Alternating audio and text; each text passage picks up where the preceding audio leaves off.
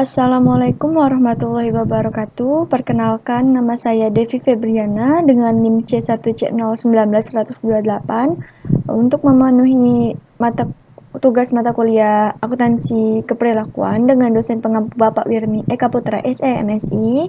Saya akan menjelaskan materi tentang pengendalian keuangan. Definisi pengendalian keuangan. Definisi pengendalian telah didasarkan pada konsep kepercayaan dan kemungkinan. Para manajer membutuhkan suatu keyakinan tentang cara dunia mereka bekerja dan dampak-dampak yang mereka harap suatu inisiatif dipilih.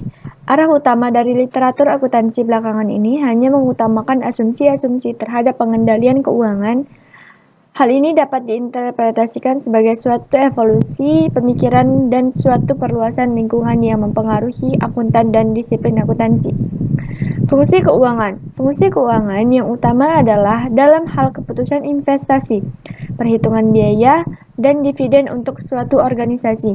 Dana dikumpulkan dari sumber-sumber keuangan eksternal dan dialokasikan untuk penggunaan yang berbeda-beda.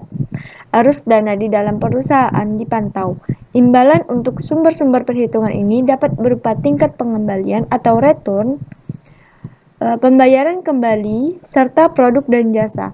Fungsi-fungsi yang sama ini harus dilaksanakan baik di perusahaan bisnis, badan pemerintah, maupun organisasi-organisasi nirlaba. Tujuan manajer keuangan adalah untuk merencanakan guna memperoleh dan menggunakan dana, serta memaksimalkan nilai organisasi. Selanjutnya, pentingnya manajemen keuangan.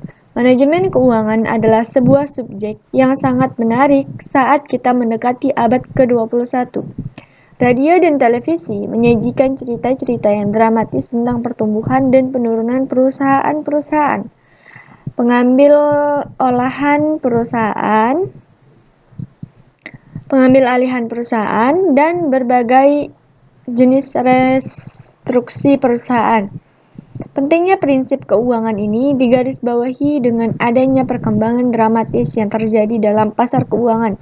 Misalnya saja, dalam bulan September 1989, Kempen Corporation tidak melunasi pembayaran bunga untuk sebagian utangnya. Selanjutnya ada umpan balik mekanikal versus respon perilaku. Fokus sama dalam subsistem pengeluaran keuangan adalah para perilaku dari orang-orang yang ada di dalam organisasi dan bukan pada mesin. Keuangan dapat dipahami secara baik melalui penekanan pada pentingnya asumsi-asumsi, tetapi tidak desain fokus pada perilaku manusia. Aplikasi mekanikal dari pengendalian termometer yang mengendalikan temperatur tubuh lebih menekankan pada sifat mekanikal dibandingkan dengan sifat perilaku. Tentu saja peralatan-peralatan mekanikal serta kelistrikan dapat juga digunakan untuk mempengaruhi perilaku. Selanjutnya, perluasan konsep-konsep tradisional. Konsep-konsep tradisional dalam akuntansi seringkali berarti bahwa hasil informasi akuntansi adalah langkah akhir dari peran akuntansi. Dalam pendekatan perilaku, tekan informasi bukanlah akhir dari keterlibatan akuntan. Masih dapat dipandang sebagai suatu intermediasi dari langkah akhir. Informasi akuntansi adalah bagian dari proses penandaan yang dirancang untuk meningkatkan manfaat dari organisasi awal dengan cara mempengaruhi perilaku anggota-anggotanya. Tujuan pengendalian didasari oleh keinginan untuk memilih suatu inisiatif yang akan mengubah kemungkinan pencapaian hasil keperilakuan yang diharapkan. Pengendalian terpadu. Secara formal, pengendalian komprehensif merupakan suatu konfigurasi yang saling melengkapi. Subsistem formal yang mendukung proses administratif. Untuk dapat diformalkan, sistem pengendalian seharusnya terstruktur dan berkelanjutan, tapi desain dengan suatu proses yang tepat untuk mencapai tujuan spesifik. Pendekatan informal merupakan sesuatu yang bersifat ad hoc, memiliki tingkat kepribadian yang tinggi, bertujuan untuk mempertimbangkan variabilitas, anggaran, laporan-laporan akuntansi, biaya standar, pertanggungjawaban merupakan contoh dari pendekatan formal.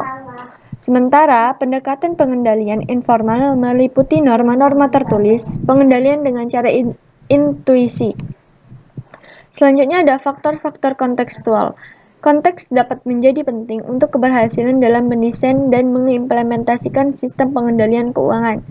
Konteks sebagaimana digunakan dalam bagian ini mengacu pada serangkaian karakteristik yang menentukan susunan empiris dalam sistem pengendalian yang akan ditetapkan. Terdapat banyak cara untuk menjelaskan suatu konteks khusus yang hampir tak terbatas. Proses dalam mengidentifikasikan faktor-faktor kontekstual yang penting merupakan subjek tertinggi dan sangat temporer, seperti apakah pendapat seorang manajer lebih penting dibandingkan dengan pendapat manajer lain. Faktor-faktor kontekstualnya ada yang pertama faktor konteks ukuran, yang kedua ada stabilitas lingkungan, yang ketiga ada motivasi keuntungan. Pertimbangan-pertimbangan rancangan. Antisipasi terhadap konsekuensi logis. Antisipasi terhadap konsekuensi logis merupakan komponen-komponen inti dalam mendesain pengendalian. Kondisi ini merupakan hal yang penting bagi seorang manajer keuangan yang terbiasa membuat pertimbangan berdasarkan apakah suatu hasil itu baik atau buruk. Relevansi dengan teori agensi. Teori agensi menyangkut persoalan biaya, di mana suatu pendelegasian dan dengan asumsi keputusan-keputusan tertentu bersifat tidak nyata atau dipengaruhi secara bersama-sama agar menjadi tidak nyata. Selanjutnya ada pengelolaan perubahan. Pengelolaan perubahan adalah sesuatu yang penting dalam menentukan rancangan pengendalian. Para manajer melaksanakan pengendalian untuk mencapai tujuan-tujuan yang seringkali dihadapkan pada satu atau lebih dilema bisnis. Baiklah, itu saja yang dapat saya sampaikan. Lebih kurangnya saya mohon maaf. Terima kasih. Wassalamualaikum warahmatullahi wabarakatuh.